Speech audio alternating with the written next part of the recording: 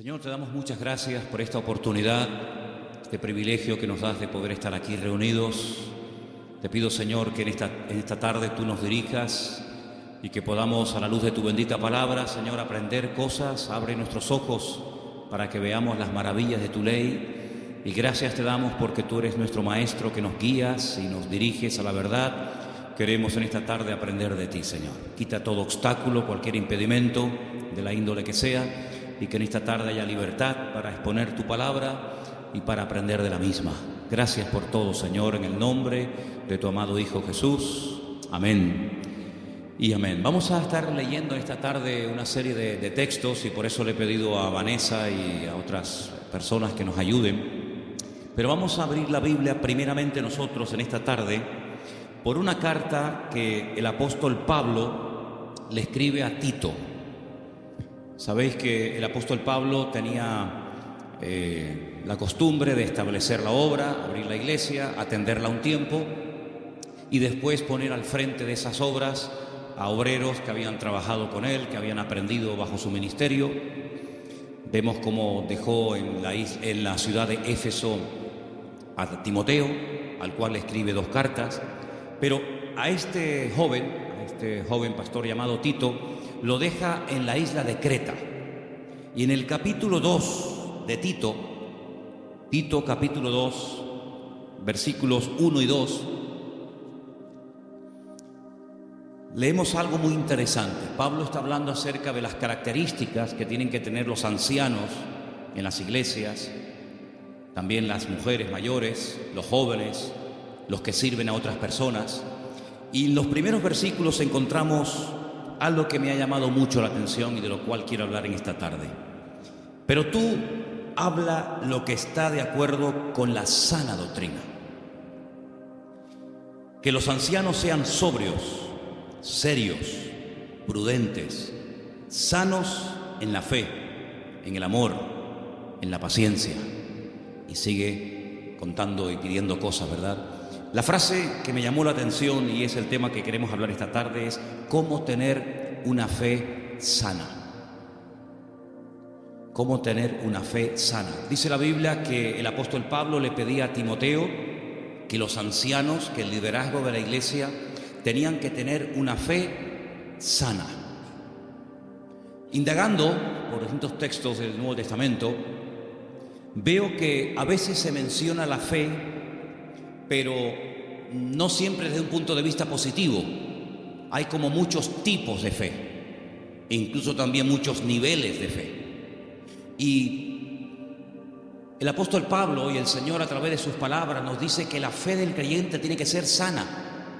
Hablaremos después cómo se puede tener una fe sana, y también nos tendremos que preguntar si la fe que yo tengo está sana o está un poco enferma, ¿no?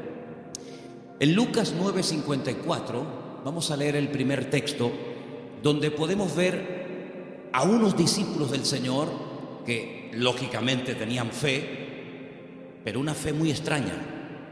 Yo la he llamado una fe distorsionada. Escuchemos Lucas 9:54.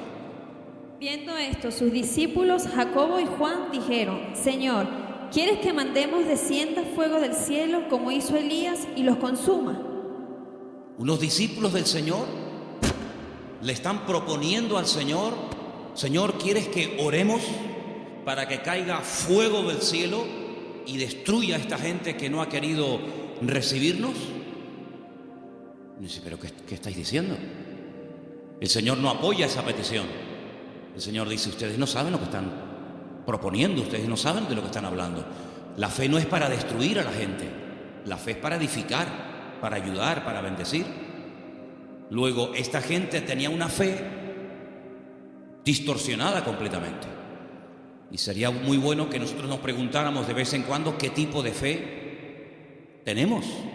Porque vemos que estos discípulos tienen una fe muy grande, incluso hasta para proponerle al Señor orar para que caiga fuego del cielo, como hacía el profeta Elías en varias ocasiones durante su ministerio, pero que no es ni el momento, ni el lugar, ni muchísimo menos la voluntad de Dios que se esté utilizando la fe para semejante barbaridad. Luego aquí vemos, sí, fe, pero una fe distorsionada.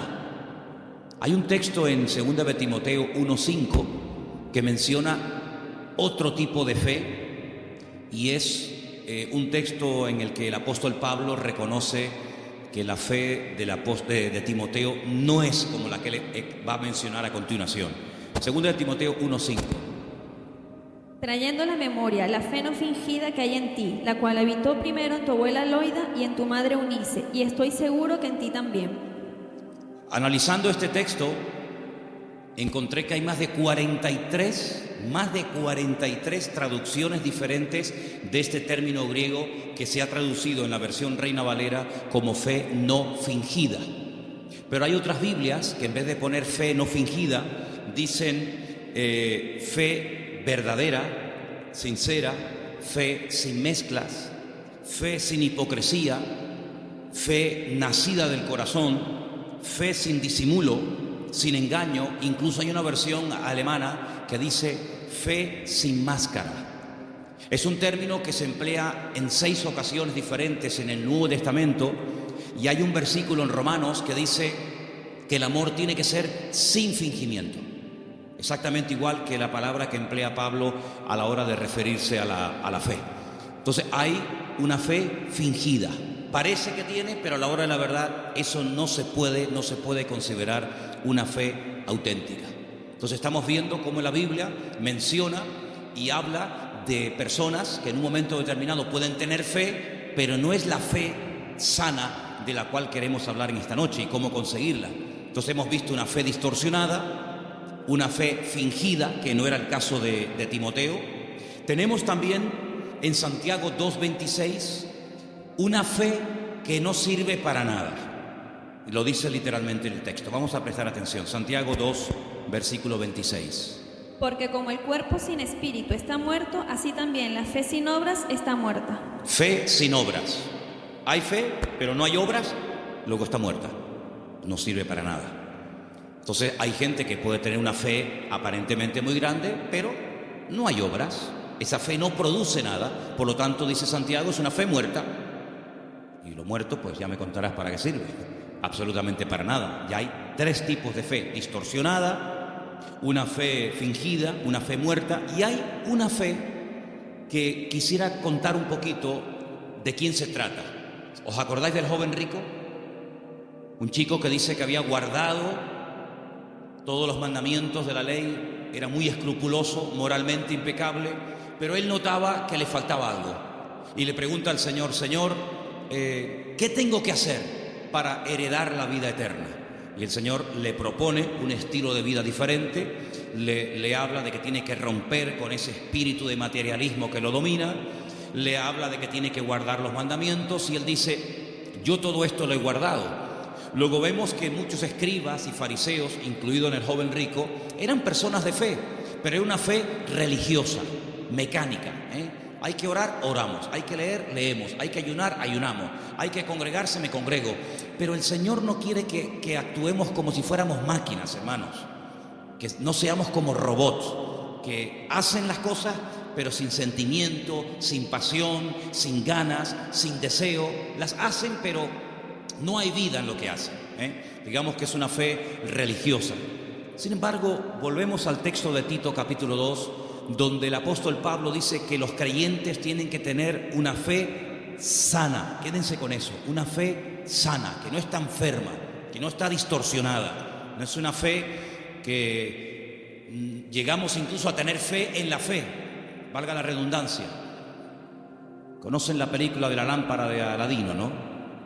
Esa lamparita que la frotan, sale un genio, y el objetivo del genio es cumplir los deseos de aquel que tuvo la suerte de encontrar la lámpara de Aladino. La fe no es la lámpara de Aladino. No tenemos que tener fe en nuestra fe. Dice el Señor: tened fe en Dios. ¿Cuántos dicen amén?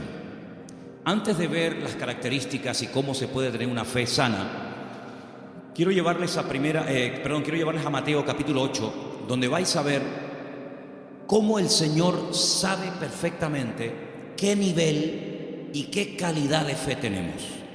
En Mateo capítulo 8, a partir del versículo 5, se relata la historia de una visita de Jesús a un pueblo llamado Cafarnaún, que significa el pueblo de Naún. Y en el versículo 5 dice que Jesús entró en Capernaum y vino a él un centurión. Luego, no es un judío, es un gentil. Y este centurión, que era una especie de capitán, viene rogándole y le dice: Señor, mi criado está postrado en cama, paralítico, gravemente atormentado. No es un hombre insensible, no es un hombre arrogante como la mayoría de los romanos de la época. Es un hombre que viene pidiendo ayuda, y viene pidiendo ayuda a un judío. Luego, aquí hay un acto de humildad muy grande. Y le dijo el Señor: yo iré y le sanaré. Versículo 8. Respondiendo el centurión le dijo: Señor, no soy digno de que entre bajo mi techo. Solamente di solamente la palabra y mi criado sanará. Esto es tremendo, porque también yo soy hombre bajo autoridad y tengo bajo mis órdenes soldados. Y le digo a este: ve, y va. Y le digo a otro: ven, y viene. Y a mi siervo: haz esto, y lo hace. Al oírlo, Jesús se maravilló y dijo a los que le seguían: de cierto os digo que ni aún en Israel he hallado tanta fe. No he encontrado a nadie en el país que tenga tanta fe como este hombre. ¿Qué fue lo que le llamó la atención al Señor Jesucristo de este hombre? Primero, la humildad con la que vino a pedir. No vino exigiendo, no vino: oye, que soy un centurión romano y me tienes que obedecer. Sino vino con humildad. Vino, dice, que rogándole. Y no vino pidiendo algo para él, sino para otra persona. Luego, aquí hay una compasión, aquí hay un amor por alguien que está sufriendo, que no es precisamente él, sino es su criado. Luego hay una cosa muy interesante en la conversación. El Señor está dispuesto a ir a la casa de un gentil. El Señor está dispuesto a ir a la casa de este hombre. Sin embargo, este hombre le dice: Señor, sinceramente yo no soy digno de tenerte bajo mi techo, pero podemos solucionarlo de otra manera. Di solamente la palabra, da solamente la orden de que mi criado sea, y no hace falta ni que te desplaces, no hace falta ni que vengas. Fíjate que el hombre le pone un ejemplo al Señor. Le dice: mira, yo soy un hombre de autoridad. Yo le digo a un soldado que venga y viene, lo digo a otro que vaya o haga esto y lo hace. Por lo tanto, lo que este hombre está diciendo es: yo reconozco tu autoridad. Yo reconozco que cuando tú ordenas algo en el mundo espiritual, se cumple. Por lo tanto, como hago yo en lo natural, hazlo tú en lo espiritual. Da la orden y automáticamente mi criado sanará. Él unió el poder de la palabra, la autoridad de la palabra del Señor, con una fe bien puesta y bien depositada con humildad en el Señor. Y claro, automáticamente recibió la respuesta. Entonces el Señor dice que en todo Israel no había encontrado a nadie que tuviera tanta fe, una fe tan grande, tan firme, tan madura como la de este hombre. Luego, por la forma como habló, por la forma como pidió y se comportó, el Señor se dio cuenta de que este hombre no tenía una fe normal y corriente, sino era una fe, amigo, de categoría. Sin embargo, en el mismo Evangelio según San Mateo, un poquito más adelante, en el capítulo 14, ahora las cosas cambian. Porque en el capítulo 14, a partir del versículo 22, dice la palabra del Señor lo siguiente: Jesús enseguida hizo a sus discípulos entrar en la barca e ir delante de él a la otra tierra, a la otra ribera, entre tanto que él despedía a la multitud. Despedida la multitud, subió al monte a orar aparte, y cuando llegó la noche estaba allí solo. Y ya la barca estaba en medio del mar, azotada por las olas, porque el viento era contrario. Más a la cuarta vigilia de la noche, como a las 3:30 de la madrugada, Jesús vino a ellos andando sobre el mar. Los discípulos, viéndole andar sobre el mar, se turbaron diciendo: un fantasma, y dieron voces de miedo. Pero enseguida Jesús les habló diciendo: tened ánimo, yo soy, no temáis. Entonces Pedro le respondió y le dijo: Señor, si tú eres, manda que yo vaya a ti sobre las aguas. Vamos a ver. Jesús le dijo: ven. Simplemente eso, ven. Él, descendiendo de la barca, andaba sobre las aguas para ir a Jesús. Pero, ay amigos, los peros. Al ver el fuerte viento tuvo miedo y, comenzando a hundirse, dio voces diciendo: Señor, sálvame. Al momento Jesús, extendiendo la mano, asió de él y le dijo: hombre de poca fe. poca fe. Capítulo 8 le dice al centurión: grande, grande es tu fe. Queda maravillado, queda impactado el Señor al ver el nivel de fe que tenía aquel hombre. Sin embargo, a este le dice: hombre de poca fe. Hay otro pasaje muy interesante en los evangelios, ustedes lo conocen perfectamente, donde Jesús está predicando en una casa. Dice la Biblia que fuera hay unos amigos de un paralítico que no pueden entrar. Conocen la historia, ¿verdad? Dice que se suben al techo, no se desaniman, no dicen, bueno, vengamos otro día, tal vez otro día ya no está. Nada los detiene, nada los frena. Descienden al paralítico entre ellos y dice la Biblia literalmente: al ver Jesús la fe de ellos. No habla de la fe del paralítico. Al ver Jesús la fe de ellos, le dijo al paralítico, y todos conocemos el resto de la historia. Luego, tal vez nosotros no podemos ver la fe, ni siquiera la nuestra, pero el Señor sabe perfectamente qué nivel de fe tenemos. La fe que tenemos que tener no es una fe cualquiera. No es esa fe que creemos que es una especie de, como dije antes, de lámpara de Aladín o de llave maestra que todo lo puede y todo lo abre. No, no. Tiene que ser una fe sana. Pero ¿cómo se llega a tener esa fe sana? ¿Cuáles son las características de una fe sana verdaderamente en el Señor? Vamos a ver la primera característica que tiene que tener una fe sana. Primera de Pedro, capítulo 1, del 3 al 9. ¿Lo tienes, Vanessa? Vamos a prestar atención a Primera de Pedro 1, del 3 al 9. Bendito el Dios y Padre de nuestro Señor Jesucristo, que según su grande misericordia nos hizo renacer para una esperanza viva por la resurrección de Jesucristo de los muertos, para una herencia incorruptible, incontaminada e inmarcesible, reservada en los cielos para vosotros, que sois guardados por el poder de Dios mediante la fe para alcanzar la salvación que está preparada para ser manifestada en el tiempo postrero, en lo cual vosotros os alegráis, aunque ahora, por un poco de tiempo, si es necesario, tengáis que ser afligidos en diversas pruebas, para que sometida a prueba vuestra fe, mucho más preciosa que el oro, el cual, aunque perecedero, se prueba con fuego, sea hallada en alabanza, gloria y honra, cuando sea manifestado Jesucristo, a quien amáis sin haberle visto, en quien creyendo, aunque ahora no lo veáis, os alegráis con gozo inefable y glorioso, obteniendo el fin de vuestra fe, que es la salvación de vuestras almas. Amén. ¿Os dais cuenta? La primera característica de una fe sana es que tiene que ser probada. Si no quieres tener una fe probada, jamás sabrás qué tipo de fe tú tienes. Mientras no hay problemas, no se sabe si verdaderamente tú eres una persona madura o inmadura. No se sabe. Es como cuando antiguamente te entregaban la cartilla cuando terminabas de hacer el servicio militar y te ponían comportamiento, bueno, malo, excelente, regular, lo que fuera, disposición a la hora de actuar o, en fin, las distintas, digamos, no materias, sino las distintas características que se pretendía o se suponía que había en un soldado. Generalmente, a menos que fuera tiempo de guerra, el apartado del valor se dejaba en blanco, porque no hubo ocasión de mostrar el valor. La obediencia sí, la fidelidad, la puntualidad, digamos la uniformidad, pero el valor era una casilla que se dejaba en blanco. Ahora, si hay una guerra, si te tienes que jugar la vida, si tienes que salir a campo abierto, entonces se sabe si ese soldado tenía o no tenía valor. Con la fe es exactamente igual. Si no hay pruebas, pues sí, tengo fe. Pero amigo, y cuando llegaron las pruebas, ¿cómo reaccionó usted ante el primer problema que le vino después de conocer al Señor? Porque nosotros reaccionamos de una manera antes de conocer al Señor que no puede ser la misma después de conocer al Señor. ¿Cómo, por ejemplo, reaccionó Job?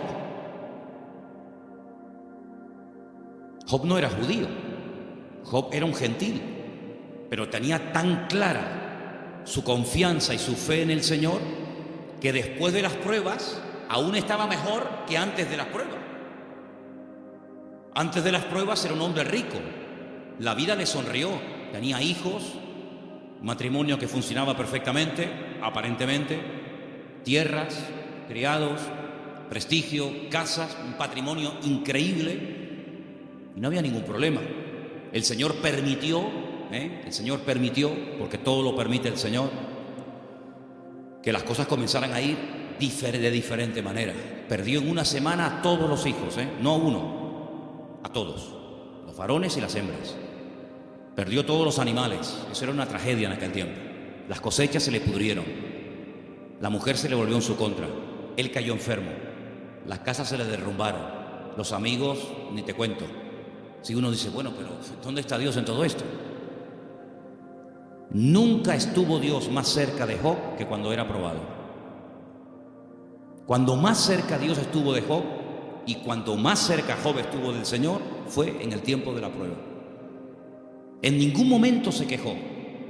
Argumentó, habló con el Señor, todo lo que tú quieras, pero en ningún momento claudicó y dijo, no merece la pena, no sirve de nada llevar una vida íntegra, llevar una vida de santidad, porque al fin y al cabo, mira, estoy pasando lo peor que los que no creen en ti, Señor.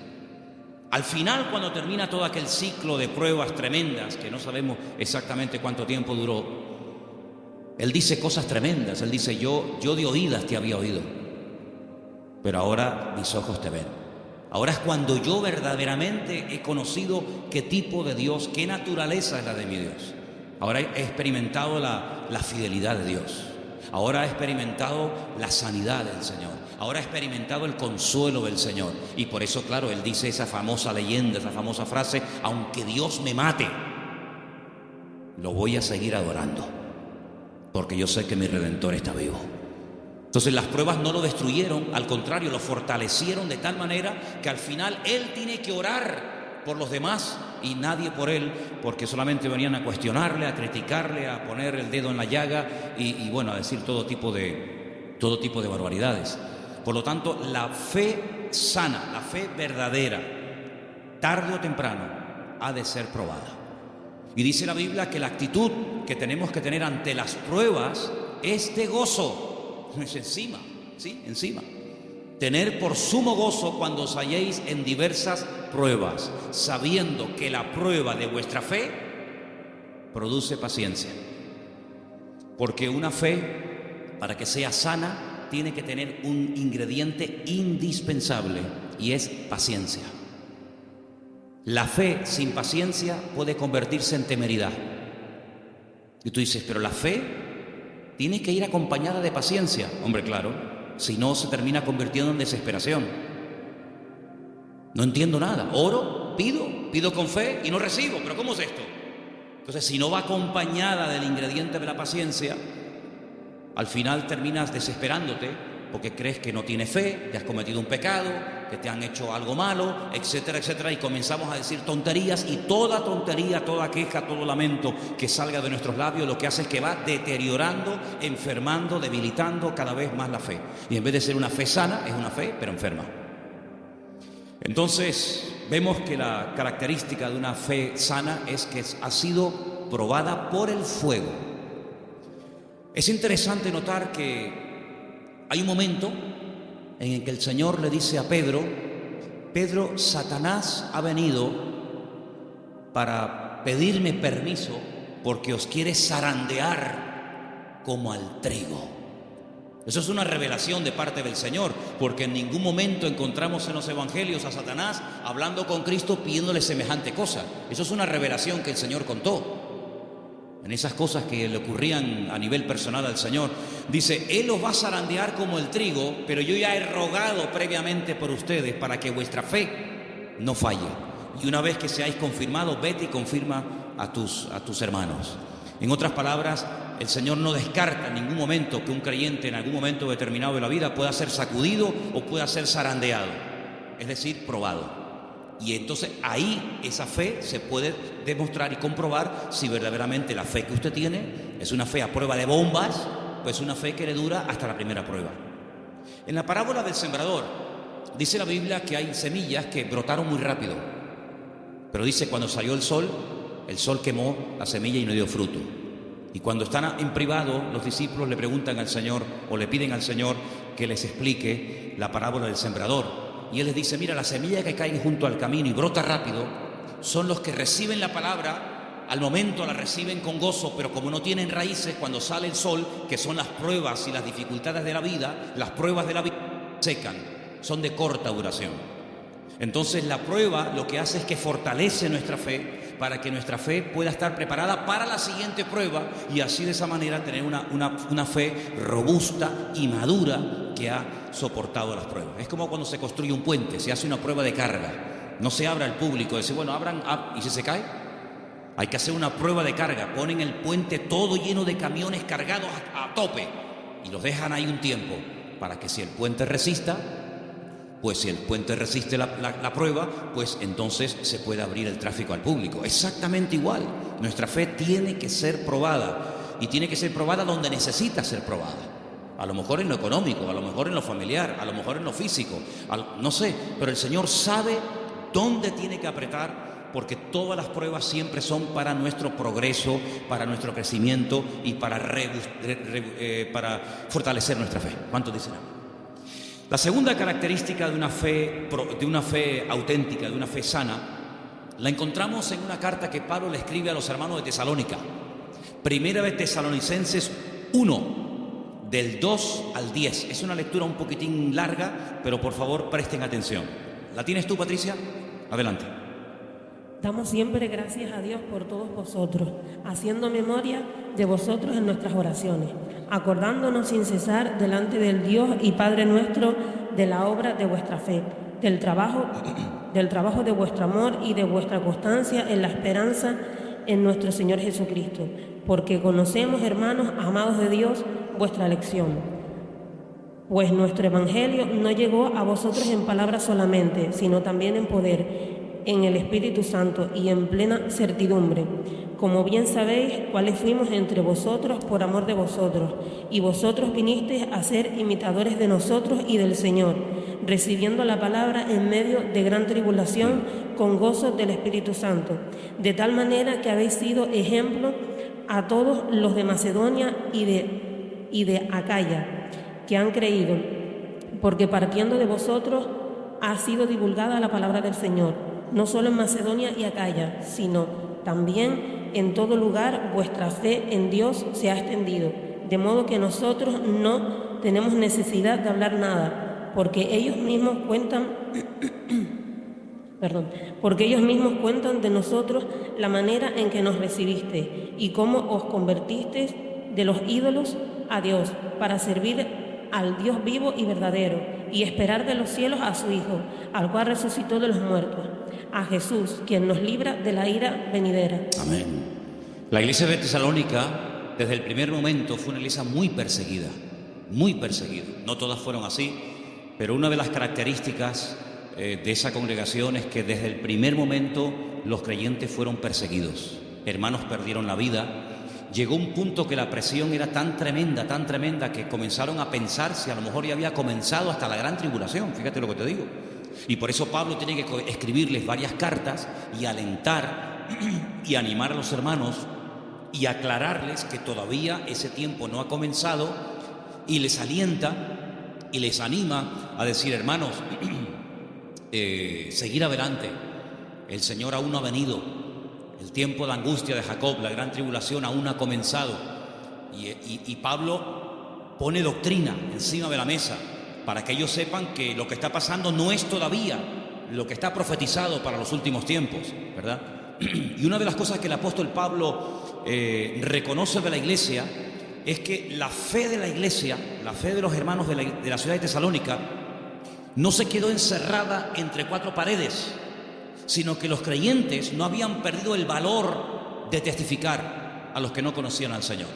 Ellos se habían convertido, como dice ahí, hemos leído, de los ídolos. Habían sido gente idólatra, politeísta, y habían dejado esa vida de desorden, de idolatría, para convertirse al Dios vivo y verdadero. Pero la conversión de ellos, la fe de ellos depositada en el Dios vivo y verdadero, no era algo que se hacía a escondidas, sino algo que ellos querían que se difundiera. De tal manera que Pablo llegaba a ciertas y determinadas poblaciones y la gente en esos lugares daban testimonio de lo que los hermanos de Tesalónica estaban pasando y cómo la fe de ellos se había extendido. Y esto es muy importante, hermanos. Esto es muy importante porque en un momento tenemos un encuentro inicial con el Señor. Nos encontramos con el Señor, entendemos el propósito de la salvación, de la venida de Cristo. pedimos perdón por nuestros pecados, lo aceptamos como nuestro Señor y Salvador personal. Muy bien, pero ¿y ahora? Ahora se tiene que extender nuestra fe. Tenemos que divulgar nuestro testimonio, nuestra esperanza en el Señor, porque no todo el mundo tiene la misma fe, no todo el mundo ha tenido la misma experiencia que tú has tenido, y por eso es muy importante que abramos la boca para que podamos decir a la gente, oye, que hay una esperanza, que hay un remedio, como vimos el domingo, que hay un camino, una verdad y una vida. Y los tesalonicenses no dijeron, bueno, mira, vamos a quedarnos callados porque nos están maltratando, nos están matando, nos están torturando. No importa, vamos a seguir hablando, vamos a dar testimonio de la fe en nuestro Señor Jesucristo. Esa es otra característica indispensable de una fe sana, que no solamente soporta la prueba con gozo y que la utiliza como plataforma para crecer y para acercarse más al Señor, sino que además es una fe que no es muda, no es una fe invisible. Usted sabe que la tiene, pero nadie se ha enterado en la familia, nadie se ha enterado en el barrio. No, yo abro mi boca y extiendo y proclamo la fe, la obra que el Señor ha hecho en mi vida. Esa es otra característica de una fe sana. Un creyente que no testifica no es normal. No es creyente que un creyente que tiene el gozo del Señor y que ha pasado de muerte a vida, pasen los días, las semanas y se le pase la vida y no comparta su fe y su testimonio con nadie. Eso no es una fe sana, es una fe enferma. Otra característica de una fe sana, quiero leer en Santiago. Voy a leer este pasaje yo, si no les importa, en capítulo 2, a partir del versículo 14, donde Santiago habla de algo muy importante relacionado con la fe. Dice, hermanos míos, Santiago 2:14, ¿de qué aprovechará si alguno dice que tiene fe y no tiene obras? ¿Podrá la fe salvarle? Si un hermano o una hermana están desnudos y tienen necesidad del alimento de cada día, y alguno de vosotros les dice, id en paz, calentaos y saciaos, pero no les dais las cosas que son necesarias para el cuerpo, ¿de qué aprovecha? No, hermanos, déjenme que diga esto. Decimos, bueno, pero ¿no es el Señor el que suple nuestras necesidades? Sí, pero muchas veces el Señor puede suplir nuestras necesidades a través de nuestros hermanos. A veces cuando veo a un señor mayor o a alguna persona en un parque, en una plaza, dándole de comer a los pajaritos o a las palomas, a mí siempre me viene a la cabeza el texto que dice, hombres de poca fe, mirad las aves del cielo que ni siembran ni hilan, ¿no las alimenta vuestro Padre Celestial?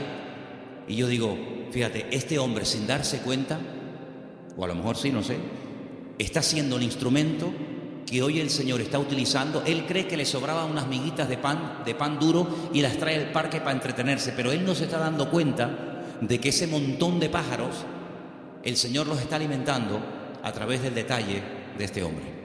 Entonces puede ser que el Señor te puede utilizar a ti en un momento determinado y a través de tu vida, cubrir la necesidad, suplir la necesidad de algún hermano. Entonces dice, así también la fe, si no tiene obras, es muerta en sí misma, una de las fe que comentamos antes. Versículo 18.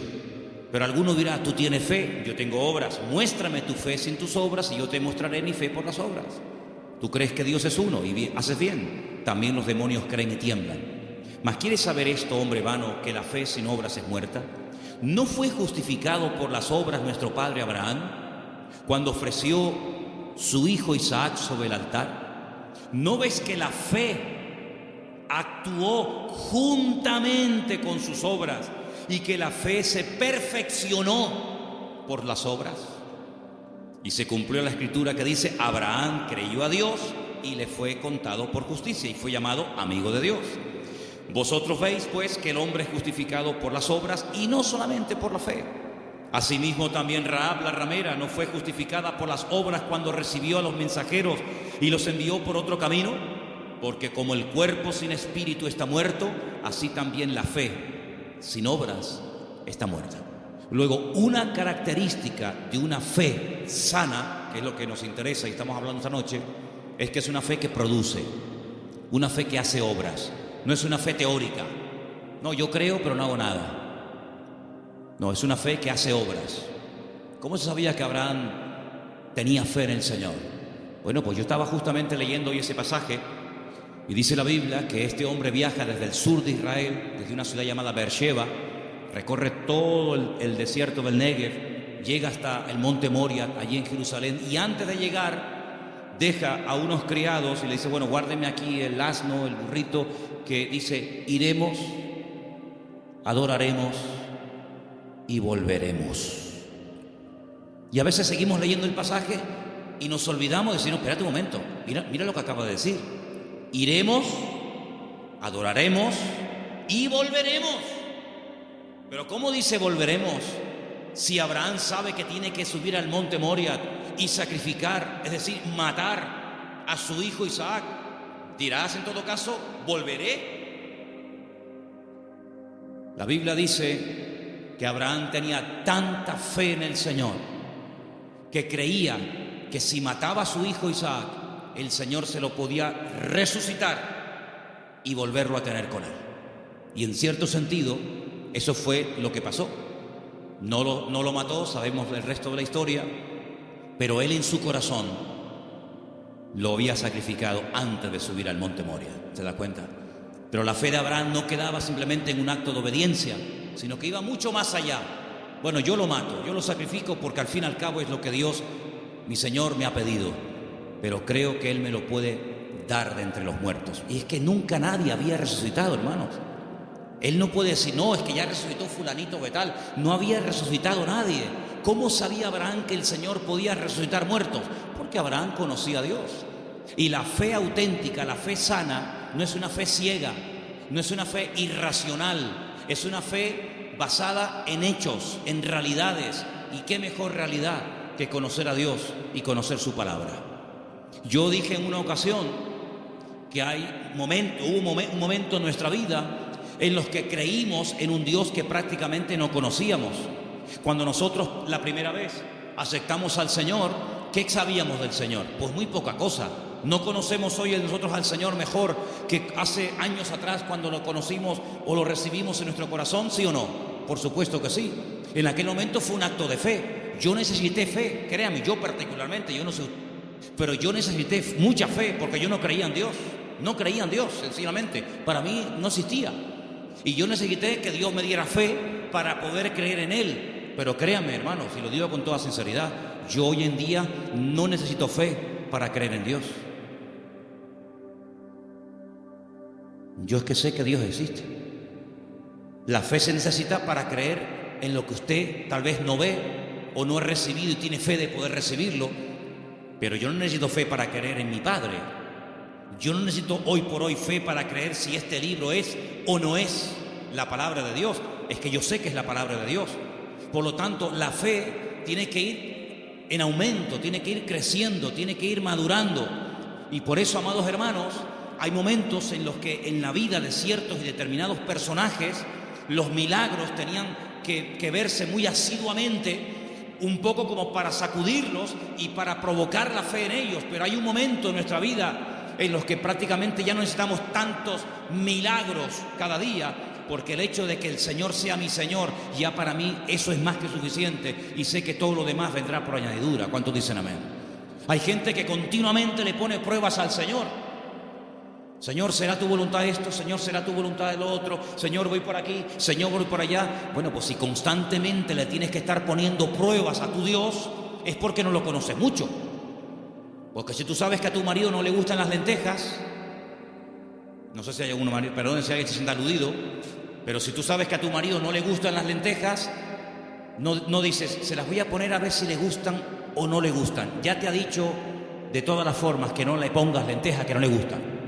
Por lo tanto, como ya lo sé, no se las pongo. Pero yo sé que lo que le gusta es el potaje de berros. Entonces, en la medida en la que tú conoces a tu marido, a tu esposa o a tu hijo, a quien sea, tú te comportas de una forma diferente con él o con ella, ¿sí o no? En la medida en que tú conoces a Dios, yo no tengo que decirle a Dios, Señor, ¿se puede hacer esto o no se puede hacer? Voy a poner un papelito con un sí y con un no. Soplo. Y el que se quede en la mesa, no hace falta jugar a eso, porque yo ya conozco a mi Dios y yo sé lo que le gusta y lo que no le gusta.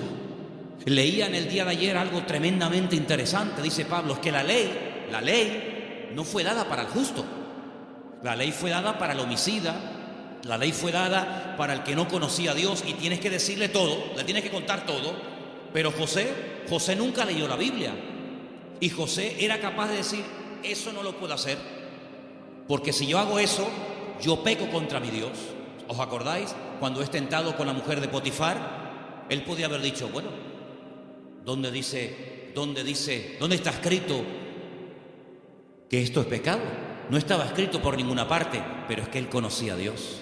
Y cuando una persona conoce a Dios, aunque no tenga mucho conocimiento de la Biblia, conoce más del Dios de la Biblia que de la Biblia del Señor, y sabe perfectamente discernir, dice, esto no es de Dios, esto no es del Señor. Porque el que conoce al Señor, dice la Biblia, hay un texto muy bonito que dice, el pueblo que conoce a su Dios se esforzará. Y nosotros, amados, queridos hermanos, no dejamos de pecar por miedo al castigo, sino no pecamos por temor a Dios, por respeto al Señor, que es muy diferente. Amén. Otra característica de una fe madura, tal vez le puede sorprender esta frase, es que no tiene miedo a las aventuras. En Génesis capítulo 12, quiero que vean este pasaje conmigo. Génesis capítulo 12, versículo 1. Hay una palabra aquí muy bonita que la hemos leído en muchas ocasiones.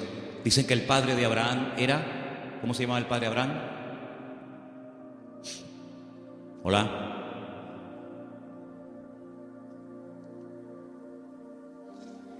El padre de Abraham se llamaba Taré. Y cuenta la leyenda que el padre de Abraham, Taré, podía ser una persona muy importante en el ejército de Nimrod. ¿Y quién era Nimrod? Uno de los peores personajes de la historia. Terrible, terrible. El primer hombre poderoso de la tierra. Un tipo de anticristo, para que me entendáis. Un hombre idólatra, un hombre tremendo.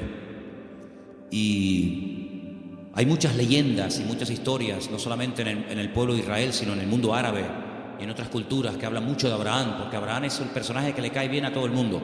Le cae bien a los árabes, le cae bien a los cristianos, le cae bien a los judíos. Es un personaje que todo el mundo lo quiere. Es el padre de todos. Y hay una leyenda que dicen que un día el padre de Abraham, que era vendedor también de ídolos, se fue y dejó a Abraham al cargo de su tienda de imágenes. Y Abraham rompió todos los ídolos de su padre menos uno. Y cuando el padre viene, le pregunta al hijo, hijo, ¿pero qué has hecho? Me has roto todos los ídolos, todas las imágenes.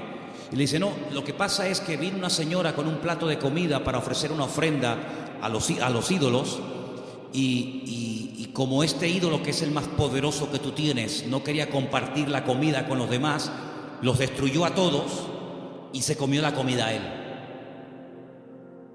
Y le dice el padre, pero hijo, ¿qué cuento me estás contando? Si son ídolos de piedra, son incapaces de hacer esto. Y Abraham le dice, pues papá, si tú mismo has reconocido que son ídolos de piedra que no puedan hacer esto, ¿por qué los adoras? Es una leyenda que cuentan los árabes, ¿no? Hablando acerca de la fe de Abraham. Pues este hombre, cuando vivía en aquella tierra, versículo 1, Génesis 12:1, dice, el Señor le había dicho, fíjate el tiempo del verbo, no está llamando el Señor ahí a Abraham, dice, ya le había dicho. Es como, oye, que ya te he dicho, ya te lo dije el otro día, te lo estoy recordando. Ya el Señor le había dicho a Abraham. ¿Qué le había dicho? Vete de tu tierra, de tu familia o parentela, de la casa de tu padre, a la tierra que yo te mostraré. Fíjate que el primer verbo está en pasado y el último está en futuro. Ya le había dicho el Señor, a la tierra que yo te mostraré. ¿A dónde voy? No lo sé, yo te lo mostraré, ya te lo diré. Pero hay una promesa, entre el cumplimiento de la promesa y la obediencia, hay una palabra muy interesante. Dice, yo haré de ti una nación grande. Te bendeciré, te engrandeceré. Engrandecer no serás bendición. Bendeciré a los que te bendigan, y a los que te maldijeren, maldeciré. Serán benditas en ti todas las familias de la tierra. Y se fue Abraham como el Señor lo había dicho. Entonces vemos que este hombre, en base a una promesa, en base a una orden de parte del Señor, él emprende una aventura. Y por eso este punto que he dicho, que para tener una fe sana, uno tiene que estar dispuesto a correr aventuras con el Señor. No podemos tener todo bajo control. Hay creyentes que todo lo quieren tener bajo control. Y eso es totalmente imposible. Quiero tener bajo control las facturas, lo que tengo que pagar, lo que tengo que hacer, lo que tengo que decir. Tengo que tener todo. Hermano, en la vida de un creyente verdadero tienes que dejar una puerta abierta a la vida de fe, a una vida de aventura. Esto no tiene ni pies ni cabeza, diría un padre a un hijo. Pero hijo, ¿a dónde va? Es que no lo sé, padre. Pero, ¿qué sentido tiene esto?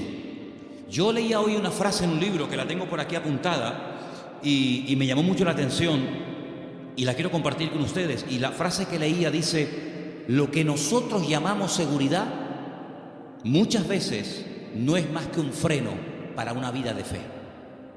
Esto me impactó muchísimo. No, es que hay que tener una seguridad en la vida, tú. Ya, oye, ya no tengo 20 años, ya tengo una edad y uno ya tiene que ir pensando las cosas. Me parece muy bien. Pero cuando vamos a la palabra de Dios, nos encontramos que a veces Dios llama a gente ya con 80 años. Y tú dices, ¿pero dónde va este hombre con 80 años? ¿O tú no ves que cuando tú eras joven lo intentaste y fue un fracaso lo que hiciste, que incluso hasta terminaste matando a una persona? Y el Señor llama a un hombre que en el pasado ha fracasado y se ha refugiado como un prófugo en el desierto, cuidando ovejas que no son ni de él. Y ahora tengo que volver atrás. ¿A qué? A hacer la voluntad de Dios. Pero en esta ocasión no como tú la quisiste hacer, en tu yo, en tu ego, sino hacerla en mi nombre. Y lo manda a Moisés a Egipto con 80 años. Y Abraham le da unas promesas increíbles con una edad que uno dice, ¿y por qué no le dio estas promesas cuando tenía 18, 20 o 30 años? ¿Por qué esperó tanto el Señor en sorprender y en usar a este hombre? Hermanos, nosotros no somos los que ponemos los tiempos los pone el Señor. Por eso les dije antes que un ingrediente indispensable de una fe sana es la paciencia. Una fe que no va acompañada de paciencia te puede crear problemas a ti personalmente. Porque cuando tú pides y cuando tú oras y no recibes, la Biblia dice que si pedimos y no recibimos, se puede convertir en un tormento al alma, en un tormento al corazón. Y por eso el que tú pidas no significa que inmediatamente tus órdenes se tienen que cumplir. Vuelvo a repetir el ejemplo de antes. La fe no es la lámpara de Aladino. Encomendamos al Señor nuestra vida, nuestras situaciones, confía en Él y Él hará, decía el Salmo 37, ¿os acordáis? Entonces, una fe sana tiene que ser probada, tiene que extenderse, no puede quedar ahí reducida, anclada, encerrada herméticamente en tu vida. Es una fe que produce obras, es una fe que es que por lo que haces se nota que tiene fe. Hombre, vamos a ver, un hombre que está dispuesto a sacrificar a un hijo, ¿qué más prueba que ello? Cuando lo dice el Señor a ese hijo el día de mañana, quédate en Beersheba y siembra en el desierto, y este hombre siembra en el desierto y no cuestiona a Dios diciendo, oye, pero ¿cómo que siembra en el desierto? Esto es un disparate, es una locura. ¿Cómo voy a sembrar la semilla? ¿Cómo voy a sembrar semillas en arena? Y el hombre lo hace y Dios lo prospera, ¿verdad? Vemos en la Biblia que hay momentos en los que Dios le dice a la gente, oye, ¿tú estás dispuesto a ir en contra de la corriente? ¿Tú estás dispuesto a hacer lo que yo te diga, aunque aparentemente sea un disparate? A ese tipo de vida no tenemos que cerrarnos. Yo no digo que tengas que ir por ese camino toda tu vida, pero no descartes la posibilidad de que en un momento Dios te lleve la contraria. ¿Puede el Señor llevarnos la contraria? ¿Puede el Señor sorprendernos a estas alturas? Quiero decirles algo que llevo tiempo queriendo decirlo y siempre se me olvida. Siempre se me olvida. Cuando llego a casa digo, pero si yo vine de Galicia y quería decirles esto y todavía no se lo he dicho. Ahora me acaba de venir a la cabeza y se lo voy a decir. Fui a predicar un día a una iglesia en Galicia. No voy a decir ni el sitio porque sabe Dios a dónde llegan estas predicaciones. Fui a predicar a un lugar y el pastor de esa iglesia, que llevaba ya mucho tiempo al frente de esa congregación, me dice que se va a ir a otra ciudad, a empezar otra iglesia. Digo, muy bien. Y él sigue hablando y me dice, es que esta iglesia en la que yo ya he estado años, yo creo que ya ha dado todo lo que tenía que dar. hemos hecho evangelismo, hemos hecho retiros, hemos hecho campamentos, hemos hecho vigilias, y yo creo que esta iglesia ya ha dado todo lo que tenía que dar, y voy a comenzar en otra parte. Y cuando yo llegué a casa y comencé a pensar en lo que este hermano me había dicho, es un buen hombre, es un buen pastor, no estoy hablando de un pseudo pastor, estoy hablando de un hombre de Dios. Pues yo dije, Señor, es interesante en la vida, porque en la vida tiene que saber uno hasta dónde tiene que llegar. La Biblia nos enseña que el sueño de Moisés era entrar a la tierra prometida. El Señor dijo, no, hasta aquí llegaste, amigo. Pero no voy a cruzar el Jordán, no, es que soy Moisés, me da igual. Yo si quieres te enseño la tierra, pero aquí se acaba tu vida, amigo. A partir de ahora le pasas el relevo a Josué. Y vemos que Moisés no entró en la tierra prometida. Y tan grave fue lo que hizo, aparentemente delante del Señor fue gravísimo, para no dejarlo entrar, tú imagínate, ¿verdad? Vemos, por ejemplo, a David. ¿Cuál era el sueño de David? El sueño de David era levantar un templo a Dios. Ese era el sueño de David. ¿Se lo había pedido el Señor? No. De hecho, el Señor le dice a través del profeta Natán, le dice, ¿dónde me vais a meter a mí? Si el cielo es mi trono y la tierra es el estrado de mis pies, ¿qué casa me vais a construir a mí? Pero si quieres hacerla. Sin embargo, vemos que el Señor no le permitió. El que verdaderamente tenía ganas de levantar el templo no lo pudo levantar. Su hijo fue el que lo levantó. Entonces él entendió que su vida no era, o el sueño de su vida no se iba a cumplir, sino que era su hijo el que iba a levantar el templo. Luego, uno tiene que saber hasta dónde puede llegar. Porque, hermanos, seamos sinceros, si analizamos, por ejemplo, la vida de José, un hombre de fe, un hombre obediente, vemos que sí, él había recibido una revelación cuando era jovencito de lo que sería su vida. Pero si aquellos sueños que él tuvo de pequeño no le ayudaba, en cierto sentido, el faraón a poder cumplirlos, pues se pudriría en la cárcel. Luego, otra persona tuvo que soñar para que sus sueños personales, la revelación de parte del Señor a él, se pudiera hacer realidad. Por lo tanto, es muy importante, como congregación, como familia, como matrimonio, como hijo, como pastor, como creyente, saber hasta dónde tengo que llegar con el Señor. De hecho, para mí hay dos preposiciones que aparecen en la Biblia que tenemos que tenerlas presentes siempre en nuestra vida de fe. Desde, hasta. Son dos preposiciones importantísimas en la vida de un creyente que quiere tener una fe sana. Desde, hasta. ¿A qué me refiero? Josué capítulo 1 dice, la tierra te la he entregado. Nadie te podrá hacer frente en todos los días de tu vida. Desde, hasta, esa es la tierra en la que te puedes mover. No te salgas de ese marco, no te salgas de ese terreno, porque no te la daré. De hecho, ha habido momentos en la historia en los que Israel ha conquistado terreno que tiempo más tarde ha tenido que devolver, porque no entraba dentro del desde hasta, ¿verdad? Cuando en una de las guerras conquistó la famosa península del Sinaí, la península del Sinaí no entraba dentro de las promesas del Señor y la tuvo que devolver, ¿verdad? Y sabemos que la península del Sinaí no pertenece a Israel.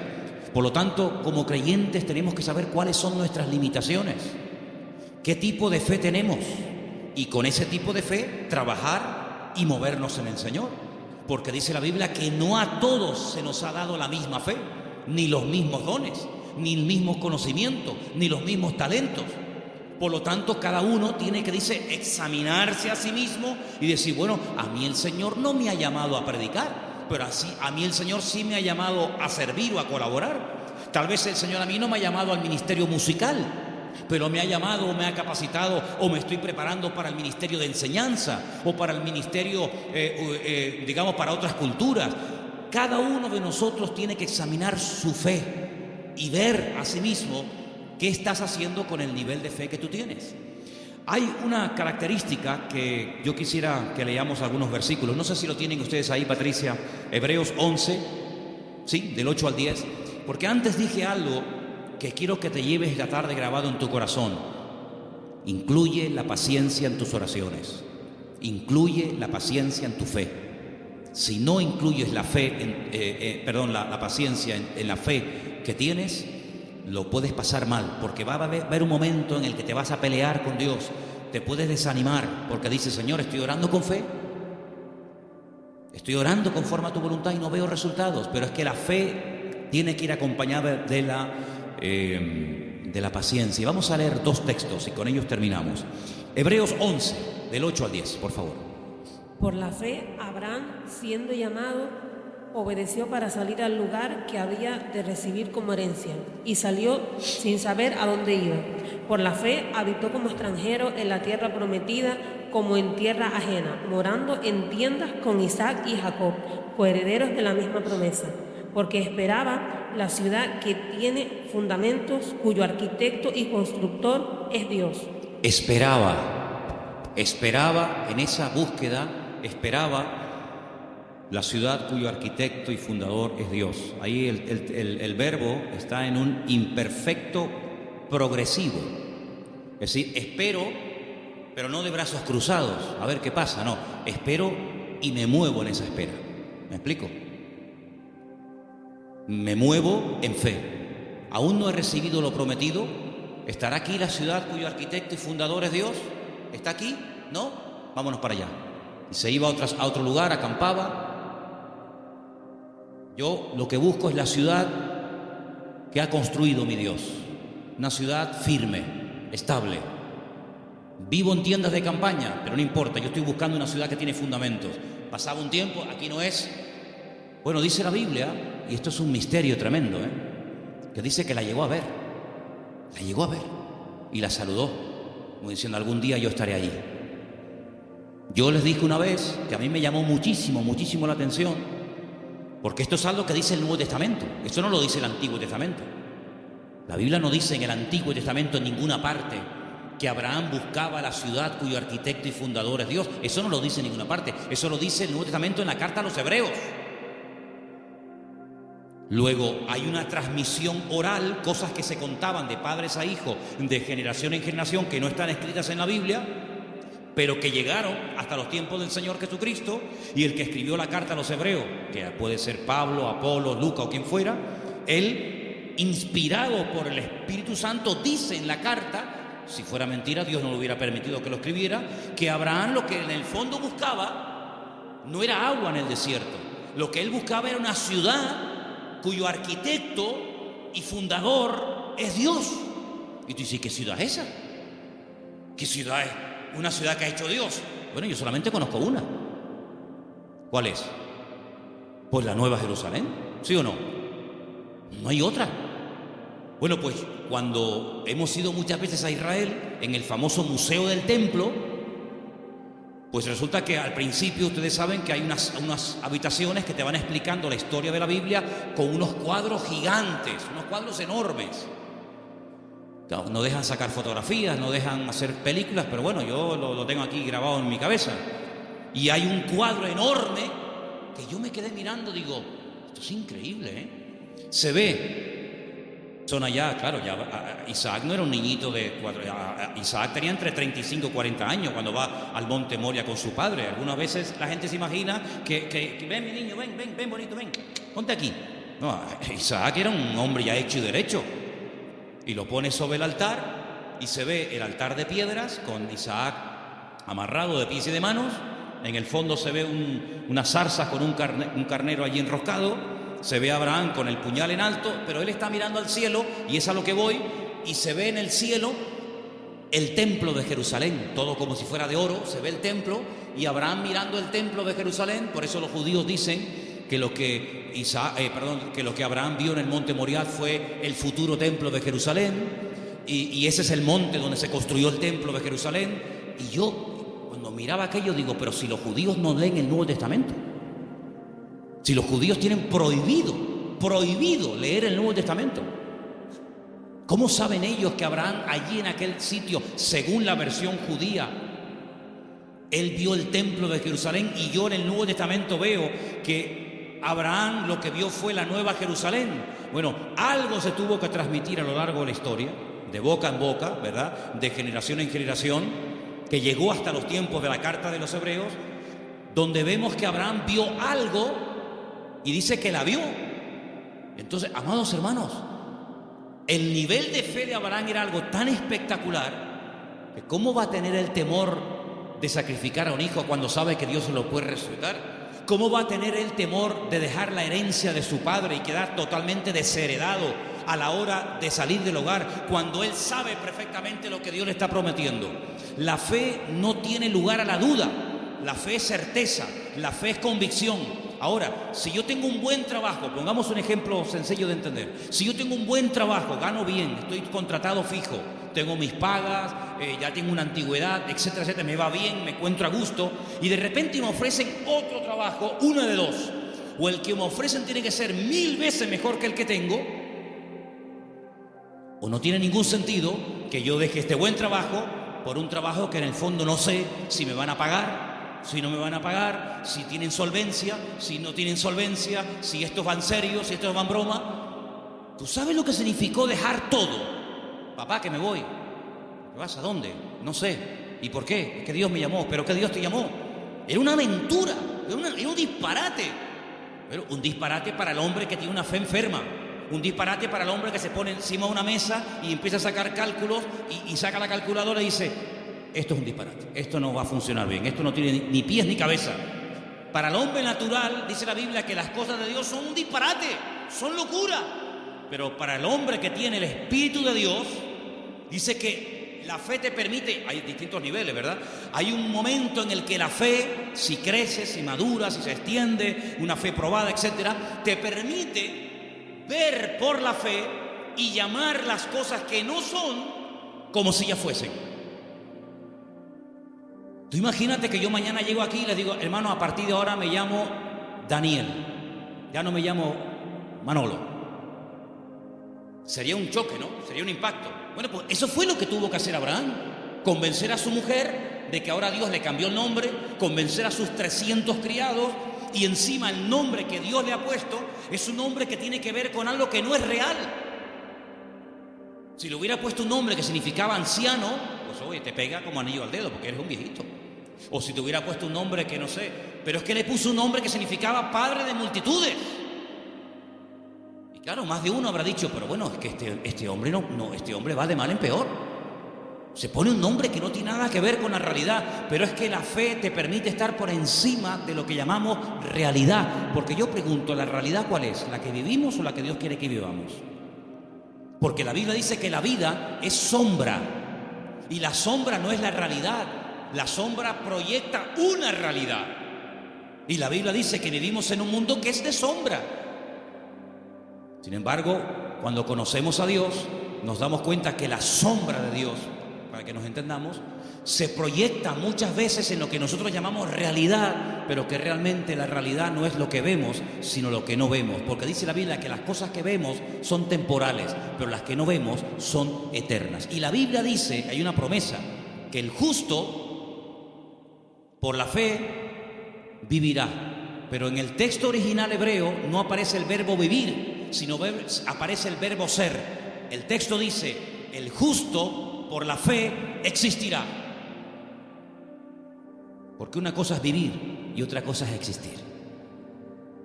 La existencia la da el Señor. Y cuando nosotros conocemos a Dios, comenzamos a descubrir que la vida que muchas veces nosotros llamamos seguridad no es más que un freno y un impedimento para ver la grandeza y descubrir el poder de nuestro Dios. Por eso quiero terminar recordando las 5 características de una fe sana. Preguntémonos si las tenemos. La fe sana tiene que ser tarde o temprano probada. Una prueba que no duele no es prueba. Una prueba que no afecta en algún momento determinado tu estado de ánimo, pues no es prueba ni a nada. Dije hace tiempo que una característica de que estás siendo probado es que no entiendes nada. Si entiendes, no te estás probando el Señor. Si lo entiendes, no es una prueba. Una característica de que estoy siendo probado es que no entiendo lo que me está pasando. Eso es una prueba. La segunda característica es que es una fe que se extiende. No es una fe hermética encerrada en sí misma. Es una fe que actúa, que hace obras. Y por la forma como actúa, te das cuenta de que detrás de esa actuación hay una fe. Hay una frase que leí esta semana, que también la tengo apuntada aquí, que dice: todo esfuerzo realizado siempre obtiene resultados. Es buenísima, no me digan, Todo esfuerzo realizado siempre obtiene resultados. Tú te esfuerzas por el Señor, ¿verdad? Tú ejercitas la fe y automáticamente Dios lo premia. Tercera o cuarta característica, que la fe sana tiene que ir acompañada de paciencia. Dice la Biblia que Abraham esperaba pacientemente. Y finalmente, la fe sana está dispuesta a la aventura. En Hebreos 10, del 12 al 13, quiero que lo leamos todos juntos, por favor. Hebreos capítulo 10, Hebreos 10, del 12 al 13. Hay unos versículos muy interesantes que los he dejado para el final, para que medites en ellos y te los lleves esta noche en tu corazón. Repito, Hebreos capítulo 10, del 12 al 13. ¿Lo tienen, hermanos? Bueno, creo que lo estamos poniendo ahí, ¿no? Perfecto. Léelo conmigo. Pero Cristo, habiendo ofrecido una vez para siempre un solo sacrificio por los pecados, se ha sentado a la diestra de Dios. Versículo 13. De ahí en adelante, esperando hasta que sus enemigos sean puestos por estrado de sus pies. Esperando. Es la misma palabra que aparece cuando dice que Abraham esperaba la ciudad cuyo arquitecto y fundador es Dios. Ahora fíjate esto. Cristo muere, cumple todo lo que tiene que cumplir, derrama su sangre, resucita al tercer día, asciende a la gloria, se sienta a la diestra de Dios Padre. Y yo pregunto, ¿y ahora qué? Lo hemos leído esta noche. Él está esperando que todos y cada uno de sus enemigos sean sometidos y puestos bajo la planta de sus pies. Si mi Señor, después de todo lo que hizo, su muerte, su resurrección, la victoria sobre el pecado, sobre el diablo, etc., si Él, después de todo ese tremendo sacrificio, está esperando sentado a la diestra de Dios Padre, ¿por qué a nosotros a veces nos cuesta tanto esperar una oración que la hicimos la semana pasada y queremos que ahora nos responda el Señor? ¿Cuánto tiempo lleva esperando el Señor Jesucristo? Bueno, en número redondo, 2000 años. Porque aún hay enemigos que no están sometidos. Dice que el último, un día si quieren podemos hacer la lista de los enemigos que tienen que ser dominados y controlados y sometidos a la planta de los pies del Señor. Dice que el último, después de haber superado todo, el último enemigo que será superado y vencido para siempre será la muerte. De momento la muerte no ha sido vencida en el sentido de que todavía los seres humanos siguen muriendo, incluidos los cristianos. Y dice la Biblia que algún día la muerte no existirá más. Llegará un momento en el que la muerte, llegó tu muerte, hasta aquí llegaste, amiga. Por lo tanto, si el Señor está esperando, imitemos al Señor. Él ora, Él intercede. Hay oraciones que el Señor Jesucristo le hizo al Padre cuando subió a la diestra, y una de ellas fue: Padre, envíales el Consolador. No dijo Él: yo rogaré al Padre para que os envíe otro Consolador, para que esté con vosotros para siempre. ¿Lo habéis leído, sí o no? Esa oración fue contestada en pocos días. Asciende, el Señor Jesucristo le pide al Padre que envíe el Espíritu Santo a los que quedaron en la tierra, lo envía, pero hay otras muchas cosas que aún todavía el Señor está esperando que se solucionen, que se venzan, y después vendrá el Señor. Por lo tanto, vemos que la fe tiene que aprender a esperar. No solamente tiene que tener la confianza y la perseverancia, sino que una fe sana es una fe que sabe esperar. Pero no es una espera en vano, no es una espera inútil. Es una espera que merece la pena, porque merece la pena esperar en el Señor. ¿Cuántos dicen amén? Cierra tus ojos en esta noche y pidámosle al Señor: si mi fe está distorsionada, si mi fe está muerta, si mi fe no produce, si mi fe está estancada, Señor, sáname la fe. Que mi fe no sea una fe enferma, sino una fe viva, una fe robusta, madura. En otras palabras, una fe sana, aleluya. Que sea una bendición para mi vida y para los que me rodean. Una fe contagiosa, una fe que trae ánimo, una fe que trae fortaleza al espíritu. Una fe que me ayuda a superar los traumas, los problemas, las tristezas, las amarguras, las pérdidas. Una fe que me ayuda a llamar las cosas que no son como si ya las estuviera teniendo ahora mismo y disfrutando de ellas. Llama las cosas que no son como si ya fuesen. Di, Señor, gracias porque la bendición ya la tengo conmigo. Gracias, Señor, porque el gozo, la paz, la sanidad, ese trabajo, ese hijo, esa situación la veo resuelta. Pero la fe tiene que aprender a esperar. Como tú estás esperando a la diestra del Padre, yo quiero esperar pacientemente, esperé en el Señor. Y te pedimos en esta noche, Señor, que esta fe, que es la meta de todos y cada uno de los creyentes, de tus hijos, sea una realidad en nuestra vida. Ayúdanos a trabajar esta fe que tú un día depositaste en nuestros corazones, que el mundo no la apague, que las circunstancias de la vida no la debiliten ni la enfermen, sino que la fe nos permita estar firmes, porque tu palabra dice que nuestra fe ha vencido al mundo. Aleluya. Señor, si nuestra fe en algún momento no ha estado como tenía que estar, si no estamos verdaderamente echando mano y utilizando esta fe, te pedimos que tú nos sacudas y nos despiertes para que esta fe, Señor, verdaderamente sea una fe poderosa, una fe que obtenga lo imposible y una fe que me permita vivir en victoria y bendecido todos los días de mi vida hasta que tú regreses, Señor. Gracias te doy, Señor, por este don, por este regalo maravilloso que tú has puesto en mi vida. Bendecimos y glorificamos tu nombre en esta noche, en el nombre bendito de Jesús. Amén y amén.